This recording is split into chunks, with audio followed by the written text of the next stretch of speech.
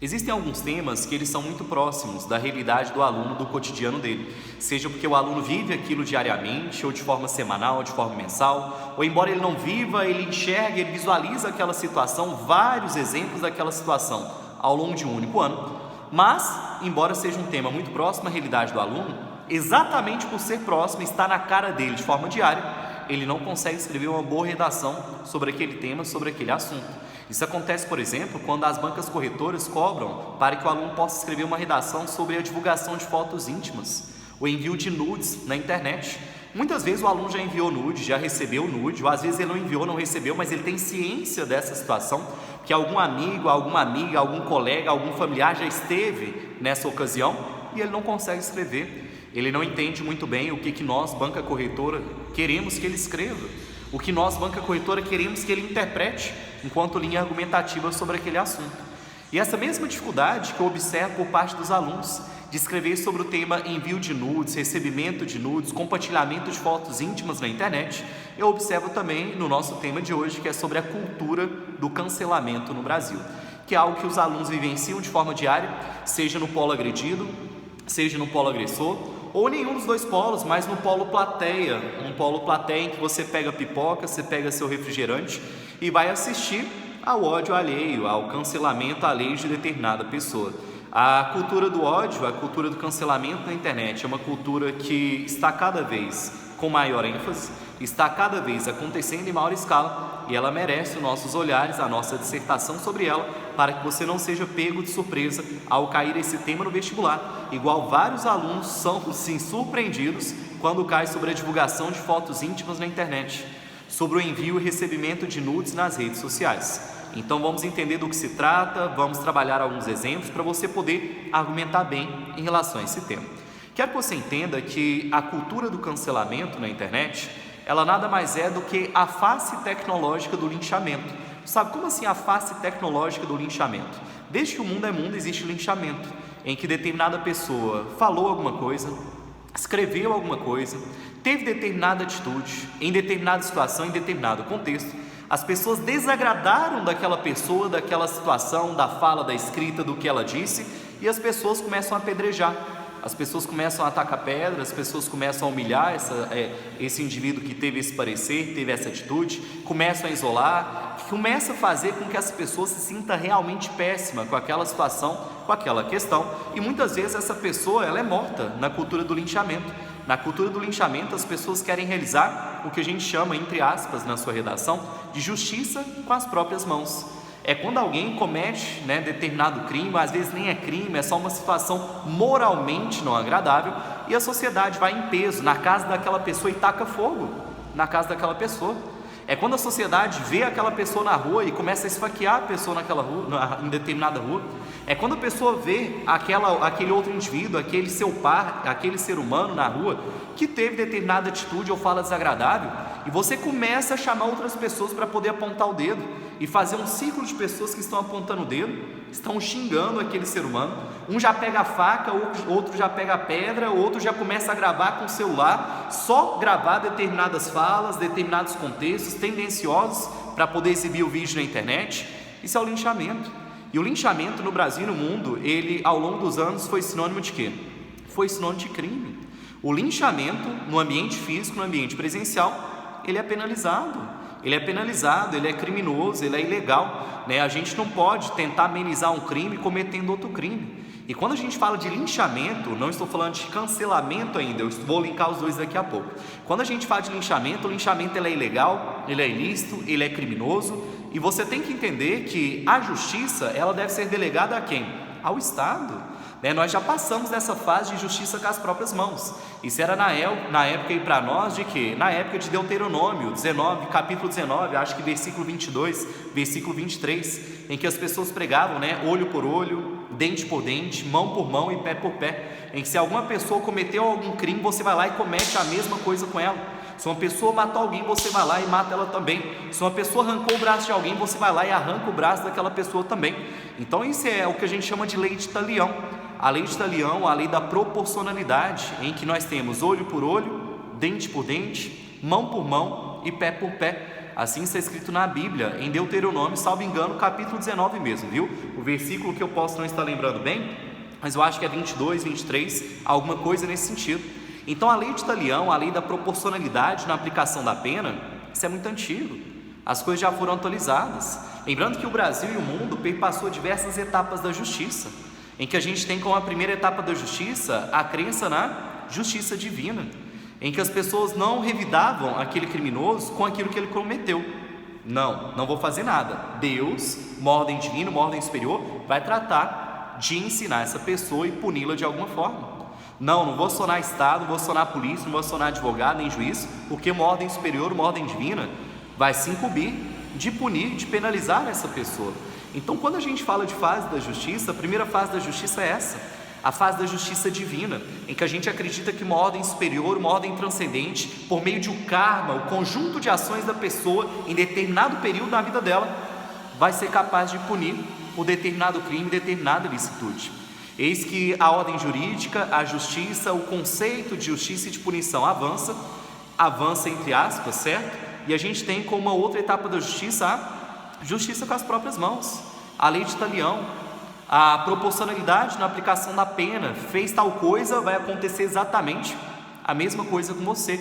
Eis que os anos se decorrem e a gente no Brasil e no mundo tem o surgimento de uma figura contratualmente, socialmente aceita, chamada Estado, com E maiúsculo, poder público com os dois P's maiúsculos, ou administração pública. E hoje cabe ao Estado, à ordem jurídica, ao direito, penalizar a pessoa por determinado crime, determinada conduta que está desconforme à ordem jurídica daquele país, daquela região. Então nós temos essas etapas da justiça, a crença em uma justiça divina e uma justiça superior. A gente não vai fazer nada, a gente vai esperar que algo acima de nós penalize essa pessoa. Depois a gente começa a praticar a justiça com as próprias mãos. Nossa, determinada pessoa fez isso, vou lá na casa dela fazer o mesmo com ela. E é autorizado por lei, a lei de Talião, a lei da proporcionalidade. E hoje nós estamos na fase da justiça pública, ao contrário da outra justiça, que era a justiça privada, particular, em que você mesmo realiza a justiça com as próprias mãos. Então nós temos essa transição, a justiça divina, a justiça privada, particular, você mesmo realiza justiça com as próprias mãos, cometendo outro crime em cima de um crime. E por último nós temos a justiça pública, em que, em tese, pelo menos, ninguém deve fazer nada diante de algum crime, a não ser acionar a polícia, acionar o direito, acionar o Estado, para que o Estado, por meio da polícia, do juiz, da ordem jurídica daquela região, possa ser capaz de penalizar aquela pessoa. Então quero que você entenda que quando a gente fala de cultura do cancelamento, a cultura do cancelamento nada mais é do que a face tecnológica do linchamento. É a versão moderna do linchamento, claro que em proporções menores, que isso fique claro, mas é a mesma coisa. Sabe como assim? O linchamento, ele tem conexão direta com a cultura do cancelamento, só que a cultura do cancelamento é a face digital, é a face tecnológica do linchamento antigo, só que em proporções menores. Porque como que ocorre essa cultura do cancelamento? A cultura do cancelamento, ela se inicia a partir de um contexto que muitas vezes não é criminoso, ao contrário do linchamento, que na maioria das vezes é criminoso. Quando a gente vai analisar um contexto de linchamento, em que as pessoas se unem para agredir, para matar, para atear fogo na casa ou na pessoa, a gente vai observar que aquela pessoa normalmente é um estuprador, normalmente é um pedófilo, aquela pessoa normalmente ela matou alguém, ela fez alguma ilicitude que foi incompatível com o código de leis daquela região, com o código de leis daquele país. É claro que existem linchamentos que não partem dessa situação. Existem linchamentos, e isso é extremamente negativo. Existem linchamentos que partem a partir de boatos, de falsas informações. E aqui no Brasil mesmo a gente já teve linchamentos de pessoas que foram acusadas de determinados crimes, acusadas de determinado contexto. As pessoas foram lá e mataram essa pessoa que foi acusada de determinado crime, de determinado contexto, e no fim das contas descobriram, depois de algum tempo, que ela não cometeu nada daquilo, que ela estava sendo acusada, que ela não cometeu nenhum crime, nenhuma ilicitude, que era outra pessoa, mas confundiram com o ciclano, porque ele é muito parecido com o Beltrano. Isso é muito grave. Mas eu quero que você entenda que a cultura do linchamento, que ocorre de forma presencial, de forma física, é uma ilicitude, é algo criminoso aqui no Brasil e que normalmente parte de outro crime. É um crime que vai gerar outro crime, o linchamento daquela pessoa. Existem situações de linchamento presencial que não partem de um crime, partem de boatos falsos, de questões morais, mas que não infringem a lei, e as pessoas vão lá e matam, assassinam, ateiam fogo, né, fazem alguma coisa negativa com aquela pessoa. Já a cultura do cancelamento na internet, não necessariamente ela parte de algum crime. Às vezes a pessoa ela emitiu uma fala, às vezes a pessoa fez um tweet, fez um post que desagradou a maioria das pessoas, mas não necessariamente é um crime previsto em lei, assim tipificado em algum código do Brasil, e as pessoas vão lá e vão lá nas redes sociais dessa pessoa e começam a jogar ódio, começam ali a disseminar mensagem de ódio, começam a desejar a morte da pessoa, começam a fazer comentários negativos não apenas sobre a pessoa que fez aquela fala, aquele post, aquele tweet, mas também sobre a família daquela pessoa. E não apenas se contentam a isso, como querem realmente que aquela pessoa seja cancelada, que ninguém mais siga aquela pessoa, que ela não tenha mais nenhum fã, que toda a sua carreira vá por água abaixo, que ninguém mais queira fazer parceria com ela, patrociná-la, alguma coisa nesse sentido. Então quero que você entenda que, olha para você ver, o cancelamento, a cultura do cancelamento que hoje ocorre na internet, é a face tecnológica, é a face moderna do linchamento. A grande diferença é que isso aqui é presencial, isso aqui é físico, mano a mano, cara a cara. Esse aqui é um computador com um computador, você da sua casa, a pessoa da outra, um celular com um celular, você com um celular na sua casa, a outra pessoa recebendo sua mensagem de ódio da sua casa. Esse aqui normalmente ele parte de um crime. Ele parte de um crime em que as outras pessoas vão lá penalizar esse crime por mão própria, por conta própria, ao invés de acionar o Estado, esperar a ordem jurídica agir. Normalmente é um crime. Existem situações que não são boatarias, são fake news, são informações falsas que geram um crime sem ter havido outro crime. Agora esse aqui, existem situações que se iniciam a partir de um crime de uma pessoa, e as pessoas vão lá e a cancelam nas redes sociais, as pessoas vão lá e começam a destilar o seu ódio nas redes sociais daquela pessoa. Existem outras situações que não se iniciam a partir de um crime, situações essas que a gente já vai listar daqui a pouco. Então quando a gente fala de cancelamento na rede social, cancelamento na internet é isso: determinada fala, determinado post, determinado tweet, determinada postagem no seu feed, no seu stories, que desagrada uma pessoa, desagrada uma multidão de pessoas na verdade, e nas suas redes sociais elas começam a chover de comentários negativos, desejando inclusive a sua morte, ameaçando a você e a sua família. E esse cancelamento ele objetiva com que essa pessoa perca fãs, perca seguidores, não tenha mais respaldo, apoio social, que ela realmente seja cancelada, que ela não seja mais ninguém, que se ela é um artista, se ela é alguém de renome, que ela comece agora a ser desconhecida, que ela não tenha mais nenhuma música com muitas visualizações, que ela não tenha nenhum post com muitas visualizações, curtidas, likes, compartilhamentos, que ela realmente seja excluída, deixada de lado, porque ela em tese não merece mais o apoio daquela sociedade local, daquele grupo de pessoas que está ali criticando. Sabe, agora que eu entendi que o cancelamento virtual ele é uma vertente moderna do linchamento, certo? Só que uma vertente mais amenizada, porém grave, da mesma forma, mais amenizada, porque é um contato virtual e não presencial, tal qual é esse aqui. O que mais que eu preciso entender em relação a esse tema?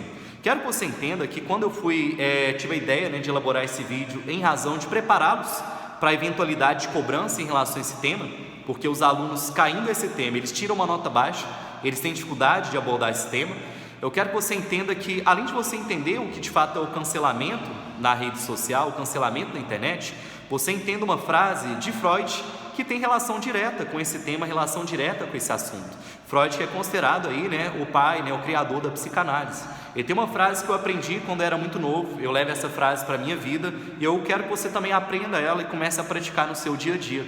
A frase dele em relação a isso é o seguinte: ele fala para nós que quando Pedro me fala sobre Paulo, sei mais sobre Pedro do que sobre Paulo. Gustavo, repete para eu poder interpretar sozinho, depois você me explica? Claro, sem problema nenhum. Então, quando Pedro me fala sobre Paulo, eu sei mais sobre Pedro do que sobre Paulo. O que a gente quer dizer com isso? Suponhamos que um aluno tem uma atitude desagradável comigo, uma atitude que eu não gostei de jeito nenhum. E eu ligo para esse aluno, eu mando uma mensagem, eu vou direto na casa dele e eu começo a agredir esse aluno. Esse aluno nem falou algo grave, suponhamos, uma ilustração, nem falou algo grave em relação a mim, nem me ofendeu enquanto ser humano, enquanto pessoa e tal, mas eu desagradei da fala dele e eu vou lá pesado em cima dele. Eu vou lá e começo a destilar ódio na rede social. Eu começo a falar para os meus outros alunos o cancelarem nas redes sociais. Falo assim, gente, olha aqui o que esse menino falou para mim, e posto lá nos meus stories. Vamos lá mostrar para ele como são as coisas, vamos lá falar para ele quem que faz isso, não sei mais o que, e eu vou lá na casa dele e quero agredir ele, etc. Perceba que, quando eu estou falando sobre um terceiro, ou estou tendo uma ação para com o terceiro, a minha fala ou a minha ação com esse terceiro revela mais sobre mim mesmo do que sobre esse terceiro. Quando eu vou começar a agredir esse aluno, seja de forma física, de forma verbal, quando eu peço para os meus outros alunos cancelarem esse aluno, essa minha reação, ela revela muito mais sobre mim do que propriamente sobre o que fez aquele aluno originariamente. E a mesma coisa aqui se aplica ao cancelamento nas redes sociais. Quando a pessoa ela se dispõe a ir na rede social de alguém para destilar ódio, para falar que a pessoa merece morrer, para falar que todas as parcerias financeiras daquela pessoa devem ser canceladas, que ela não deve ter mais respaldo populacional nenhum, que ela merece realmente apenas o isolamento e a negatividade, morrer e suicidar e assim sucessivamente. Esse tipo de ação revela mais sobre quem está escrevendo, quem está digitando, quem está destilando esse ódio, do que exatamente sobre a pessoa que está recebendo o comentário. Então leve isso para a sua vida, eu levo isso na minha vida e isso me facilita bastante. Quando Pedro me fala sobre Paulo, eu sei mais sobre Pedro do que propriamente sobre Paulo. E essa é a verdade nua e crua. Muitas vezes quando a gente está falando sobre o outro, seja bem, seja mal, isso revela mais sobre quem está emitindo esse parecer do que quem está recebendo. E quando você fala bem de determinada pessoa, a elogia, a apoia, quer dizer que você é uma pessoa boa, você é uma pessoa que sabe reconhecer o próximo, o trabalho do próximo, tem um bom coração, você sabe aplaudir quando é necessário aplaudir, você sabe elogiar quando é necessário elogiar, e você, quando dissemina ódio, dissemina preconceito, dissemina algo negativo, isso também fala mais sobre você do que sobre a pessoa que está recebendo esse comentário, que significa que você é uma pessoa negativa, você é uma pessoa pesada, uma pessoa carregada, que a qualquer momento, a qualquer situação, a qualquer pretexto mínimo para poder destilar o seu ódio, você já está ali destilando aquele ódio. Então essa é uma frase que eu quero que vocês levem para a vida. Quando Pedro me fala sobre Paulo, sei mais sobre Pedro do que propriamente sobre Paulo. Agora que vocês já entenderam que o cancelamento, ele é uma versão tecnológica da cultura do linchamento, que existe aí para nós desde a justiça privada, na época da lei de Italião, da proporcionalidade na aplicação da pena. Agora que vocês já entenderam uma frase de Sigmund Freud, que tem relação direta com esse tema, que dá para ser linkada com êxito, com grande facilidade, entenda agora quem são as pessoas mais suscetíveis ao cancelamento, quem são as pessoas mais vulneráveis a esse contexto. Gustavo, uma pessoa anônima, ela pode ser cancelada? Uma pessoa que não tem muitos seguidores nas redes sociais, uma pessoa que não tem expressão social na sua cidade, na sua região, no contexto, ela pode ser cancelada? Pode. Todos nós estamos vulneráveis, todos nós estamos suscetíveis ao cancelamento nas redes sociais. Só que existem determinados grupos de pessoas que estão mais propensos a isso. E quem são essas pessoas? São os digitais influencers, são as pessoas que influenciam pessoas na internet, as pessoas que trabalham com rede social, as pessoas que vivem da internet. São aquelas pessoas que, em outras palavras, tornam a sua vida mercadoria, tornam a sua vida objeto, e a partir do momento que essas pessoas tornam a sua vida objeto, tornam a sua vida mercadoria, e expõem a sua vida 24 horas por dia, ou quase 24 formas de falar, né? Se bem que tem gente que é 24 horas mesmo, né? Mas expõe a sua vida ali, grande parte do dia na rede social. As pessoas são as mais propensas a serem canceladas, porque elas estão transformando a sua vida em quê? Em objeto, em mercadoria. Então quero que vocês entendam que o objeto vítima dessa cultura do cancelamento pode ser todos nós, membros da sociedade. Seja você que trabalha com grandes públicos, você que é uma pessoa desconhecida e anônima, todos nós podemos ser. Só que existem pessoas mais suscetíveis a essa situação, que são as pessoas que trabalham com a internet, e mais especificamente não apenas com a internet, mas com a sua imagem, a sua vida, e transforma a sua vida em mercadoria, transforma a sua vida em objeto, porque isso se tornou rentável. Quantas vezes a gente não observa isso? Principalmente em Instagram. É claro que em todas as redes sociais, né? No Twitter a gente tem gente que ganha dinheiro expondo a vida no Twitter, Snapchat também tem isso, a questão do TikTok, além do TikTok, o Instagram, o Facebook, mas a rede social que mais observa a exposição da vida das pessoas é o Instagram, tanto no feed, né, mas mais nos stories, né, que some dentro de 24 horas ali na pessoa. O feed a gente posta uma imagem e fica lá para sempre. a não ser que a gente apague essa imagem, apague essa fotografia. Agora o Stories é quando a gente posta uma imagem para sumir dentro de 24 horas. E as pessoas normalmente, né, colocam um feed mais arrumado, apenas com informações muito necessárias, fundamentais, para você entender com o que aquela pessoa trabalha. E nos Stories, que são dentro de 24 horas, a pessoa coloca ali sua rotina, o seu dia a dia, para se aproximar do seu público, para se aproximar dos seus fãs. E Gustavo, me dá exemplos de pessoas que trabalham com a internet, trabalham com a rede social e transformaram a sua vida em mercadoria, transformaram a sua vida em objeto, e a partir da situação elas foram vítimas de cancelamento. Os exemplos que aqui a gente pode listar, eles são incontáveis, infinitos, verdadeiramente falando para você. Eu vou citar alguns exemplos para você poder utilizar ao longo da sua redação, mas exemplos que são infinitos, e a gente vai conversar sobre alguns. Alguns você vai entender comigo se eles são corretos. Gustavo, esse linchamento virtual, esse cancelamento virtual foi correto diante da situação. Ou Gustavo, não foi correto. Será que existe cancelamento certo e cancelamento errado? Alguns são justificáveis, outros não são justificáveis. Todos os cancelamentos na rede social são errados? Todos são certos? Vamos interpretar, vamos entender a situação. Aqui eu vou me valer como primeiro exemplo, um exemplo de uma youtuber que provavelmente vocês não conhecem. É claro que alguns chegaram a conhecer a partir da repercussão do caso, outros conhecem porque tem irmãos mais novos que acompanham esse canal no YouTube, só que tem outros tantos que não conhecem a situação. Olha só, o nome que nos interessa aí é o nome do canal no YouTube chamado Bel para Meninas, viu? O canal Bel para Meninas é de uma criança. Ela é uma criança, ainda não chegou na fase da adolescência, embora esteja nessa transição de criança para adolescente, está nessa fase de transição sim, tá bom?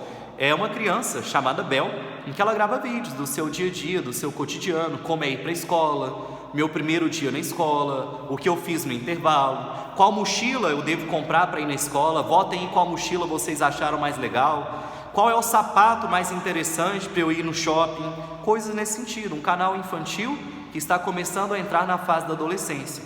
Esse canal ele tem como figura principal a Bel, que é uma criança transitando para a fase da adolescência, e em paralelo a Bel, que é a figura principal do canal, que inclusive intitula esse canal, nós temos a presença dos pais da Bel, uma mulher e um homem, e a irmã da Bel, que é uma irmãzinha mais nova que a Bel. E o contexto, a situação foi a seguinte: ao longo do tempo, alguns usuários, alguns seguidores, alguns inscritos do canal da Bel começaram a perceber que a Bel estava muito triste, a Bel estava muito para baixo, que por vezes ela estava com cara de choro, por vezes ela estava desanimada em gravar aquele vídeo para postar no canal, e por vezes alguns seguidores, alguns inscritos falaram até, e aí não se sabe até que ponto isso é verdade ou não, cheguei a ver os vídeos e tudo certinho, mas quem tem que fazer essa análise é a perícia da polícia. Eu não tenho capacidade, né, para poder ver e diagnosticar aquilo enquanto realmente aquela situação ou se não é verdadeira. Qual situação é essa? Algumas pessoas viram durante alguma gravação ou outra a mãe fazendo o punho fechado ou a mão aberta, no sentido de faz isso do jeito que eu estou pedindo, senão eu irei agredi-la. Faz desse jeitinho. Uma mão na câmera gravando a filha, a outra fazendo o punho assim fechado, a outra fazendo a mão aberta, ameaçando a filha de realmente agredi-la de forma física e não apenas verbal, caso ela não fizesse determinada conduta, determinada graça no vídeo, conforme a mãe gostaria que fosse feito. As pessoas viram essa mão fechada, a mão aberta querendo abrir, em reflexos no espelho, reflexo no vidro, reflexo no celular, reflexo em óculos, não sei mais o que, e repito, eu não entendo de reflexo, eu não tenho conhecimento amplo sobre espelho para poder analisar essa situação. É claro que eu, visualizando os vídeos, eu percebo uma Bel triste, uma Bel para baixo, mas essa tristeza, ela está para baixo, ela está na bad, pode ser proveniente da situação que pode ser verdadeira, ou pode ser proveniente de outro contexto que a gente não sabe.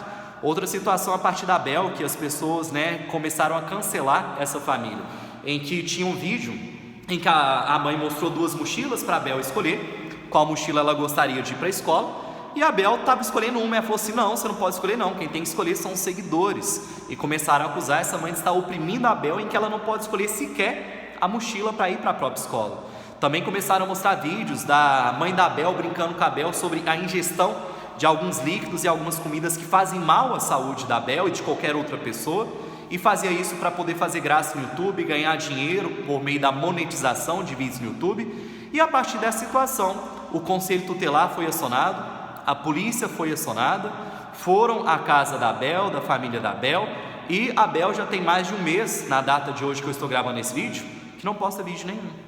Ela não posta vídeo mais no canal, seja no canal principal dela ou no canal secundário, em que a mãe é proprietária do canal secundário, ou não posta mais nada no Instagram, teve que desativar os comentários no Instagram, e tudo isso a partir do quê? A partir da cultura do cancelamento, em que as pessoas, diante dessa situação, começaram a ir no YouTube, começaram a ir no Instagram, começaram a ir no Twitter, foi um movimento iniciado no Twitter, e começaram a cancelar a mãe da Abel, falando que a mãe da Abel está obrigando a Abel a gravar os vídeos, falando que a mãe da Abel não apenas está obrigando a Abel a gravar os vídeos, como também, provavelmente, ela não respeita o dinheiro da Abel, que o dinheiro que ela ganha no YouTube é da Abel, a mãe não pode pegar dinheiro da Abel, e a mãe da Abel construiu uma casa nova, construiu uma mansão agora, sendo que morava em uma casa de um valor aquisitivo menor.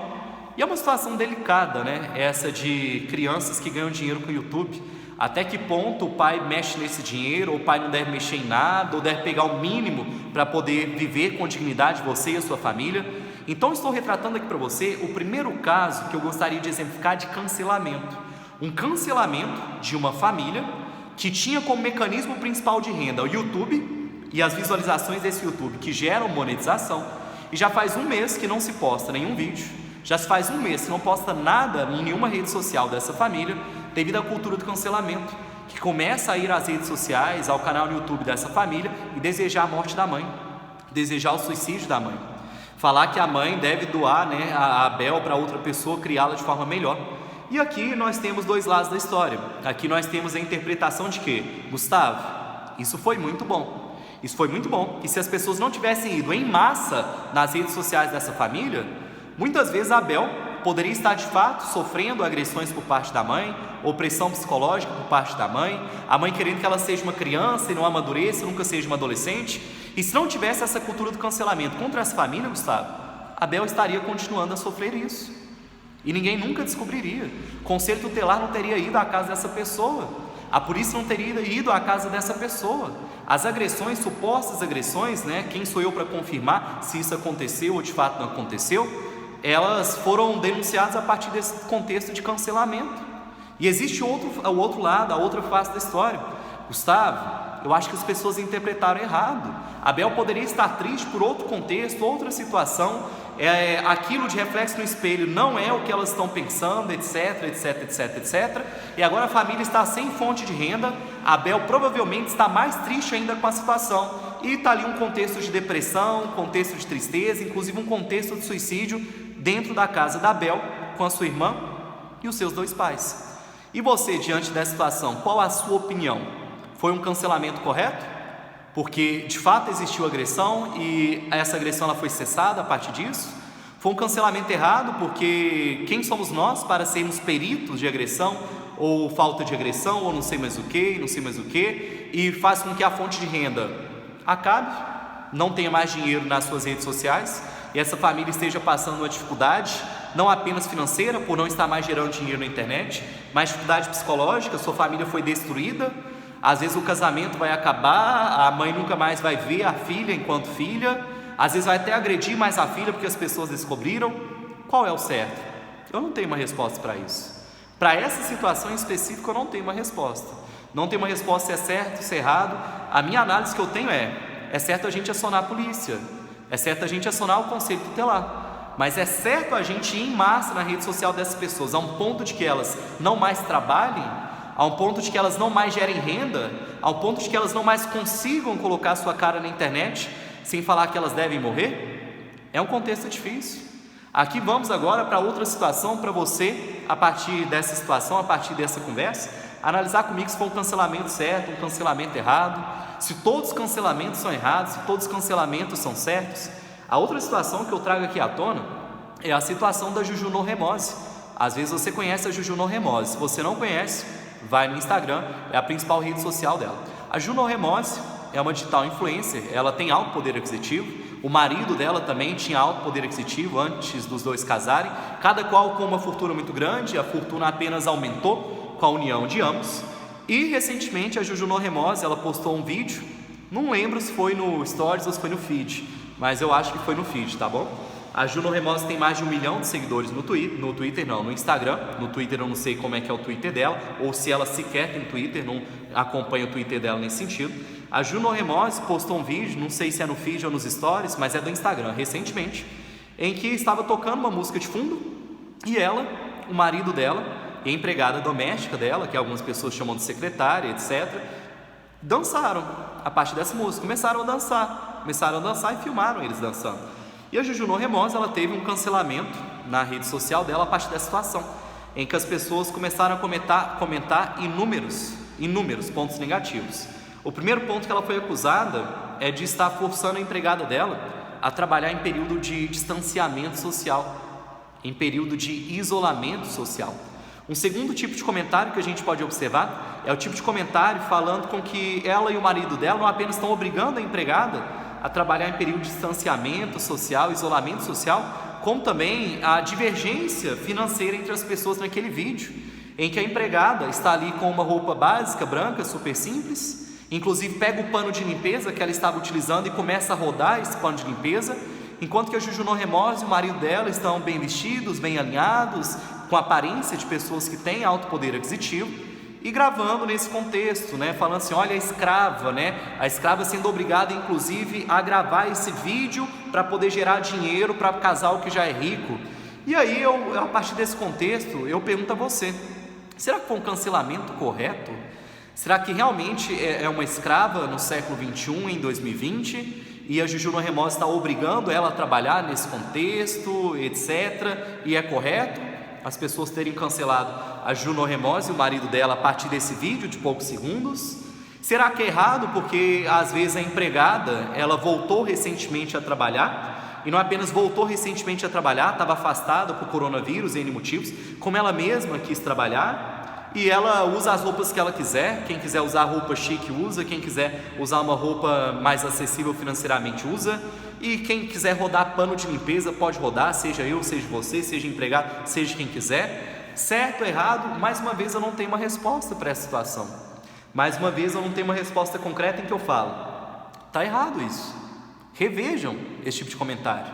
E eu também não tenho uma resposta para falar assim, nossa, está super certo, vamos fazer isso mesmo, está certíssimo, inclusive vamos fazer com todas as pessoas que posta foto, vídeo ou paga de amigo de empregada. E existem patrões que são amigos de funcionários, existem vários empregadores que são íntimos, amigos, próximos de funcionários. A gente não pode imaginar que existe apenas patrão que é o malvadão, o vilão, e o funcionário que é a vítima dele, e ambos têm apenas uma relação profissional e não de amizade. É claro que existe esse contexto, mas também existe o contexto contrário, em que nós temos uma relação não apenas de amizade, mas também profissional. Então não tem uma resposta própria para isso, é uma questão muito complexa de ser analisada. Exatamente por isso o Brasil ainda não dispõe de uma legislação específica sobre a cultura do cancelamento. E os nossos deputados, os nossos senadores, eles devem agir o mais rápido possível para poder legislar em relação a esse assunto. É crime? Não é crime? É crime a depender do contexto? Merece análise concreta da situação? A depender da situação vai ser crime, a depender não vai ser crime? Nunca é crime? Então, o Poder Legislativo Federal deve legislar em relação a esse assunto o mais breve possível, para que a gente possa ter um posicionamento real, legal, em relação a esse assunto. Agora vamos aqui a um outro caso, um caso agora que aí já envolve crime, é outra situação. Que, por exemplo, o caso da Abel é um suposto crime, é uma suposta situação não confirmada. O caso da Juno Remose, é crime isso que ela fez? De forma alguma. É uma situação que as pessoas em forma coletiva desagradaram, mas não é crime. Agora essa terceira situação que eu vou apresentar para você é uma situação que, se confirmada, também é crime. As pessoas inclusive já acreditam que é confirmadíssimo, é crime certo e nem precisa confirmar mais. O caso da Abel, a maioria das pessoas fala assim, tem que confirmar. A gente vê que ela está triste, mas tem que confirmar. Agora esse terceiro caso é um caso que a maioria das pessoas já concorda que de fato é um crime. E o terceiro caso é o caso do PC Siqueira. Para você que não conhece o PC Siqueira faz parte da vanguarda da internet, principalmente do YouTube. A vanguarda do YouTube nada mais é do que os primeiros criadores de conteúdo dentro do YouTube, os primeiros canais dentro do YouTube. E aí está o Felipe Neto, que é um fenômeno mundialmente conhecido, não apenas aqui no Brasil, que não se contentou em apenas ser uma figura conhecida, mas elevou o seu irmão Lucas Neto a esse patamar também. Lucas Neto nada mais é do que uma criação por parte do Felipe Neto. E assim como o Felipe Neto, ele faz parte dos primeiros criadores de vídeo na plataforma YouTube, o PC Siqueira também faz parte. A diferença entre os dois, que são inúmeras as diferenças, mas a diferença que eu quero destacar é que o Felipe Neto ele permanece em alta. O Felipe Neto ele foi se reinventando, ele foi apresentando uma nova faceta, uma nova persona para nós usuários, para nós inscritos, e foi conquistando os mais diversos públicos e mantendo a sua audiência super alta. Super alta, racha de ganhar dinheiro. O PC Siqueira não, o PC Siqueira ele começou alto, né, enquanto um dos primeiros criadores de conteúdo para o YouTube, um dos primeiros criadores de vídeo para essa plataforma aí, só que o PC Siqueira ele foi decaindo. O PC Siqueira ele não tem mais tanto alcance, mais tanto visualização, tanto fã, quanto Felipe Neto e outras pessoas que se reinventaram e foram apresentando um novo contexto, uma nova realidade para o público. Mas o PC Siqueira ele vive da internet, é a sua atividade financeira principal, e não apenas vive da internet, como ele foi, assim como eu te disse, né, um dos primeiros criadores de conteúdo para a internet, especialmente para o YouTube. O PC Siqueira, que é uma figura extremamente polêmica por inúmeros motivos, polêmico por falar de suicídio de forma aberta no YouTube e nas suas redes sociais, inclusive falar que tem, por muitas vezes, o desejo de suicidar, polêmico por suas mais diversas tatuagens, inclusive por uma tatuagem mais recente em que ele cobriu todo o antebraço com a cor preta. Ele tinha diversas tatuagens, né, nos dois antebraços, e o antebraço ele tatuou tudo preto em cima, cobrindo as outras tatuagens, o que gerou polêmica entre as pessoas. Polêmico devido às suas crenças, né, devido a crenças em questão não divina, uma questão não transcendente assim nesse sentido que as pessoas acreditam, mas uma crença mais satânica, uma crença mais diabólica, uma crença realmente em algo mais oculto, algo mais obscuro do que propriamente as outras crenças que acreditam, né, em um Deus bom, em um Deus misericordioso, em um Deus divino, em um Deus bacana, conforme prevê diversos livros bíblicos aí para nós. PC Siqueira, então, é uma figura que na sua essência é polêmico, seja pela questão do suicídio, seja pelas tatuagens, inclusive tatuagens satânicas, seja pela sua recente tatuagem encobrindo todo o antebraço, seja pela sua depressão constante, seja pela sua crença em realmente algo ligado ao satanismo. E recentemente a polêmica de PC Siqueira se agrava quando ele se viu envolto em uma situação de acusação de pedofilia, em que distribuíram supostos áudios atribuídos a ele em relação à pedofilia, em que ele está conversando com uma mãe de uma criança e essa mãe da criança manda uma imagem da criança nua, não lembro que parte ou se mencionou qual parte, né? Mas uma parte íntima da criança nua, e o PC Siqueira se agrada, se vê satisfeito com essa situação e demonstra isso em áudio, lembrando que esse áudio é atribuído a ele. Se é uma fake news, alguém que está fingindo ser o PC Siqueira, se é um programa de computador que emite uma voz parecida com o PC Siqueira, e existem programas para isso, cabe à polícia avaliar, né? Mas as pessoas estão acusando de pedofilia nesse sentido, que ele recebeu essa imagem de uma mãe e ele super ficou satisfeito com a situação de receber uma imagem nua de uma criança, e a partir dessa situação ele foi acusado de pedofilia e foi cancelado nas redes sociais também. E aí eu te pergunto também, essa situação, certo ou errado? Certo porque você descobriu um pedófilo, você descobriu uma pessoa doente, e você vai fazer com que essa pessoa pague por esse crime, e essa mãe dessa criança, que envia uma foto de uma criança nua, também está errada, e ela vai pagar por esse crime? Ou errado porque nós não temos a confirmação de fato da situação, e cabe à polícia averiguar, cabe à polícia investigar, e não ao tribunal da internet julgar que de fato a voz é dele, que de fato aquilo corresponde à realidade, e que não é uma montagem para poder destruir ele, a carreira dele, e fazer com que ele tenha ainda um menor alcance do que o alcance que ele já está tendo, que é bem menor do que o alcance que ele tinha antigamente. É uma situação complexa, é uma situação complexa, é uma situação que se a gente fala sim, está correto, a gente é apedrejado. Se a gente fala não, está super errado, a gente também é apedrejado. Qualquer postura que a gente tome, né, diante dessa situação, vai ser uma postura controversa, vai ser uma postura que vai ser objeto, vítima de críticas, sejam críticas positivas, sejam críticas negativas. Quer saber outro cancelamento, um cancelamento que teve grande repercussão também, só que nesse caso não envolve crime necessariamente, o cancelamento envolvendo a Mayra Card e o Arthur Aguiar. Para você que não está a par da situação, a situação é a seguinte: a Mayra Card é uma ex-BBB, ela participou do Big Brother Brasil, e a partir da sua participação no Big Brother Brasil, ela se dedicou a uma vida fitness, a uma vida saudável, ao emagrecimento das pessoas, e a Mayra Card ela ganha muito, mas muito dinheiro nesse sentido, a um ponto que a Mayra Card ela é contratada por artistas famosos para poder emagrecer. O objetivo principal que ela prega, né, na sua rede social de trabalho é o emagrecimento. Acho que a empresa dela chama Seca Você, alguma coisa nesse sentido. A Mayra Card, ela se tornou tão, né, financeiramente, né, como que eu posso dizer para você, com grandes pilares, né, financeiros, tão abastada financeiramente, que determinados planos de emagrecimento dela, ela envia uma equipe de cozinheiros para a casa da pessoa. Suponhamos que eu queira emagrecer e eu contrato o melhor plano de emagrecimento da Mayra Card.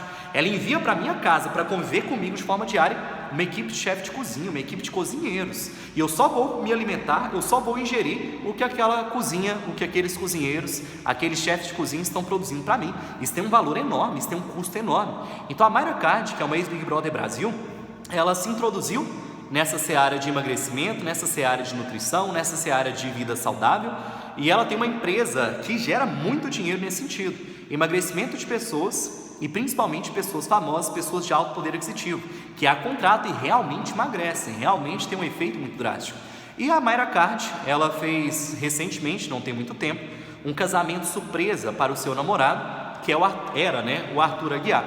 O Arthur Aguiar, que ele participou do Rebelde, não sei qual rede de televisão, eu diria que é a Record, só que como eu não vi, eu não tenho certeza. Acredito que o Rebelde tenha sido exibido na Record, mas não tenho certeza disso.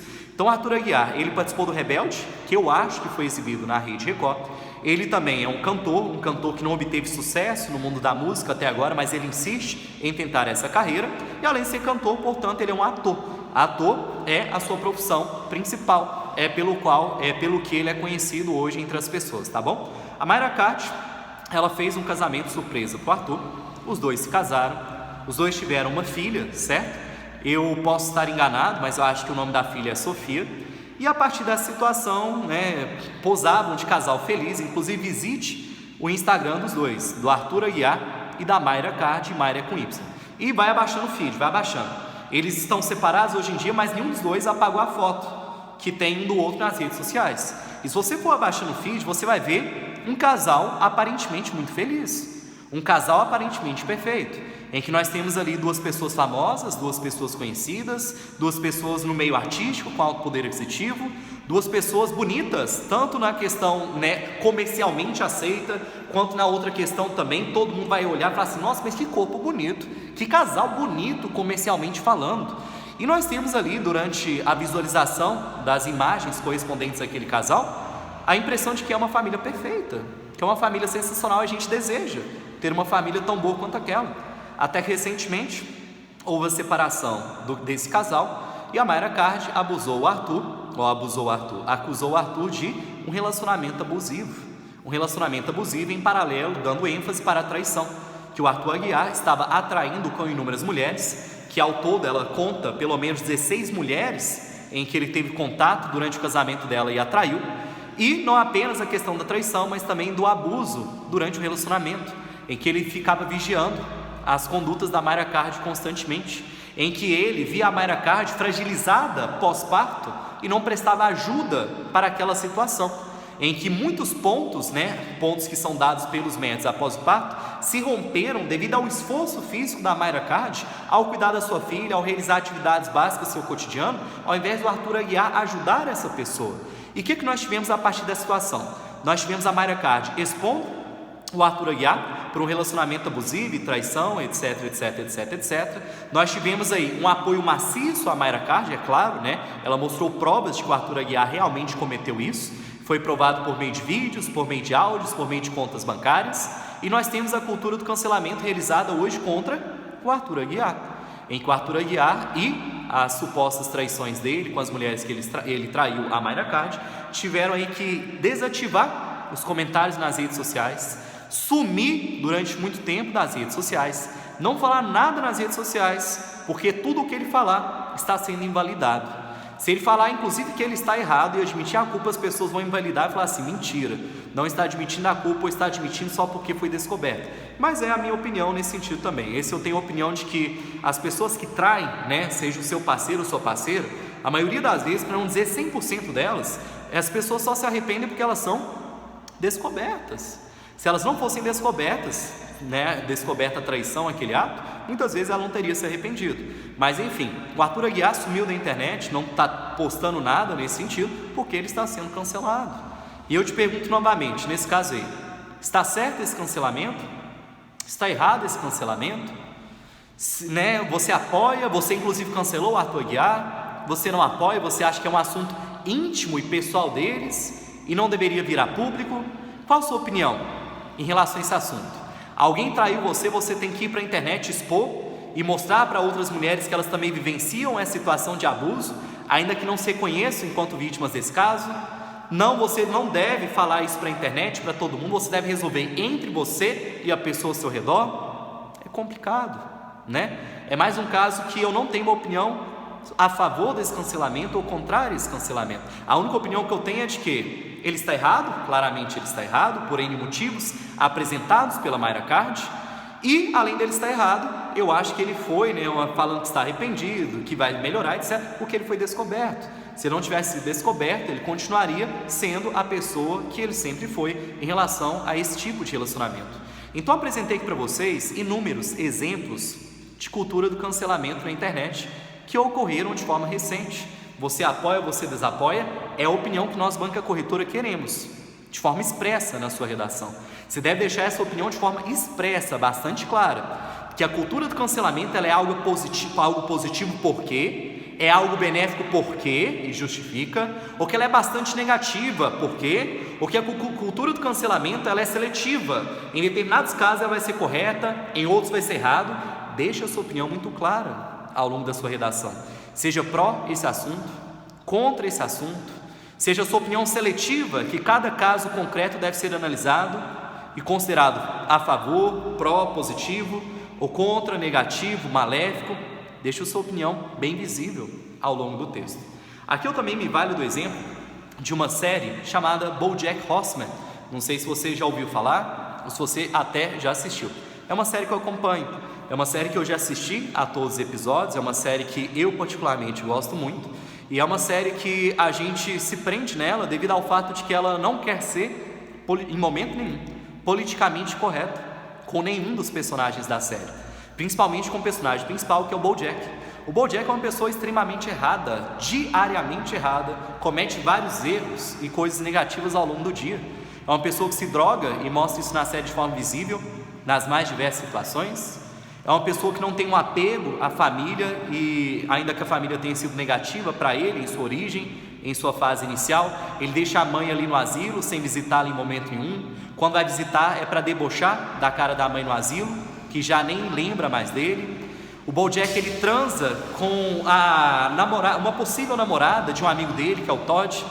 E o BoJack tem várias atitudes erradas, desde transar com todo mundo e qualquer pessoa que possa aparecer na frente dele, desde a gastar dinheiro de forma inconsequente, desde atrair a sua namorada, tem determinadas namoradas em determinados contextos, seja enganar os seus amigos, seja se drogar. O BoJack tem assim como eu te disse, ele é politicamente incorreto, e por isso a gente se identifica tanto. Às vezes a gente se identifica na depressão que ele tem constante, às vezes a gente se identifica na carência de aplauso, na carência de palco que ele tem. Às vezes a gente se identifica com as várias mulheres que ele tem ao longo da vida e não valoriza, objetifica as mulheres. Às vezes a gente se identifica com o BoJack pelo fato dele querer dormir e engordar e comer, não importar com a estética, mas hoje em dia a gente se vê no BoJack nas mais diversas situações. E eu quero que você entenda que o BoJack, que é um cavalo, só que com pernas, um corpo de humano, certo? A série BoJack é uma série que tem vários animais misturados com humanos, e eles conversam todos como se fossem humanos, tivessem sentimentos, emoções, como se fosse um ser humano. Só que existem seres humanos na série, e existem animais também na série, só que com duas patas, duas pernas ali para nós. E o BoJack, que é uma série politicamente incorreta, ela mostra as várias falhas do ser humano, seja na droga, seja no sexo, seja na traição, seja na depressão, seja na ansiedade, seja na carência de aplauso, na carência de amor, na carência de afeto. E o BoJack, que é uma figura politicamente incorreta, ele é uma figura famosa. Ele gravou uma série chamada aí para nós, Rossing Around, acho que é isso mesmo, que tem ele enquanto pai solteiro de crianças, e essa série viralizou, ele ficou famosíssimo, ganhou muito dinheiro, teve a vida financeiramente totalmente arrumada, não precisa mais trabalhar em tese. Só que ele ficou no passado. Sabe quando a pessoa faz algo de sucesso, que ganha muito dinheiro e tem a vida resolvida, mas depois é esquecida? É o BoJack. Então a série BoJack, ela já inicia com o BoJack sendo uma pessoa não mais tão conhecida, não mais tão famosa, não mais tão querida, mais rico, multimilionário. E o BoJack, durante toda a série, ele tenta se fazer uma pessoa querida novamente. Ele tenta lançar novas séries, novos filmes de sucesso. E a série inteira fica nisso, ele querendo lançar mais filmes, querendo lançar mais séries, para ter o seu nome em voga novamente, ganhar um Oscar. E eu quero que você entenda que ao fim da série, na 6ª temporada, que é a última temporada dessa série, o BoJack Horseman, ele é cancelado. E ele é cancelado por quê, Gustavo? Porque na última temporada, que é a 6ª temporada, mais especificamente ali pelo seu 2º episódio, o BoJack ele vai dar uma entrevista sobre algumas polêmicas que aconteceram na vida dele. Uma polêmica, por exemplo, de uma das companheiras de gravação dele, a gravação da primeira série, que é o Ross Around, que fez sucesso e deu a fama e o dinheiro a ele, ter morrido. E a morte foi ao lado do BoJack. Os últimos dias da vida dessa pessoa foi ao lado do BoJack. Ele tem o dedo nessa história, ele não tem, e ele começa a falar sobre isso na entrevista. E ele começa não apenas a falar sobre isso, mas começa a falar sobre um caso em que ele foi ao Novo México em busca de uma mulher que ele queria ter algum tipo de relacionamento, algum tipo de contato, seja sexual, amoroso, enfim. E a hora que ele chega ao Novo México, ele vê que essa amiga já casou, já constituiu família. E ele tenta transar com essa mulher mesmo assim, só que ele não consegue. E não conseguindo, ele começa a tentar transar com a filha dessa mulher. Inclusive, não tenho certeza, mas acredito que era menor de idade, pelo que a série retratou. E ele começa a falar sobre essa polêmica também. Resultado disso, após essa entrevista, o BoJack ele é cancelado. As pessoas começam a querer a morte do BoJack, as pessoas começam a querer o suicídio do BoJack, as pessoas começam a querer que ele não mais exista, que ele realmente seja cancelado. E o resultado disso é que o BoJack ele perde totalmente seus fãs, perde totalmente seus amigos, ele começa a piorar a questão da depressão, a questão do suicídio. Ele não começa, ele continua com aquela questão de achar que ele é péssimo, e às vezes é péssimo mesmo, só que não para aí, ele tenta suicidar, ele se afoga dentro da piscina, ele realmente tem ali uma situação de quase morte, só que ele não morre. E aí a gente vê os reflexos da cultura do cancelamento, em que a cultura do cancelamento ela acaba com a carreira da pessoa, a cultura do cancelamento acaba com a dignidade da pessoa, a cultura do cancelamento ela se dá a partir de uma única situação, um único contexto, às vezes, e não vários, às vezes são vários, mas às vezes é uma situação bem pontual, e você faz com que a pessoa suicide e não apenas pague pelos erros, sendo presa, fazendo serviço social, tentando rever seus valores, tentando rever a sua conduta. E o BoJack então ele retrata na 6ª temporada a negatividade, os malefícios da cultura do cancelamento, feita contra o próprio personagem principal ao realizar uma entrevista contando determinados contextos da sua vida no passado. E isso aí reflete não apenas na série como na realidade, porque trata para nós sobre a realidade tal qual como ela é. Embora seja tratado na ficção, acontece também na realidade, acontece no contexto presencial. Agora eu faço um parênteses com você, para você chegar a uma análise aqui comigo, e cada qual ter a sua resposta. Se você que está me assistindo aqui nesse momento, você que está estudando aqui comigo, começasse a fazer com que a sua vida fosse uma mercadoria, a sua vida fosse um objeto, viver da internet, colocar a sua cara à tapa, e você gravasse 24 horas do seu dia, ou quase a totalidade do seu dia, você seria cancelado? Será que o jeito como você se porta, se mais pessoas vissem isso, elas iriam aceitar ou iriam cancelar você? O jeito como você trata o seu pai, o jeito como você trata a sua mãe dentro da sua casa, se isso fosse colocado em vídeo, você seria cancelado ou você seria aplaudido? O jeito como você trata o seu namorado ou a sua namorada, se fosse filmado e objetificado para ganhar dinheiro em vídeo, você seria aplaudido ou você seria cancelado?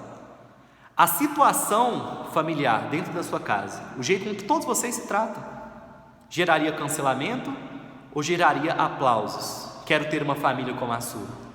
O jeito com que você leva a sua vida, seja em relação a álcool, seja em relação a drogas, seja em relação a mentiras, seja em relação a determinadas condutas que você teve, se isso fosse exposto, você seria aplaudido ou você seria cancelado?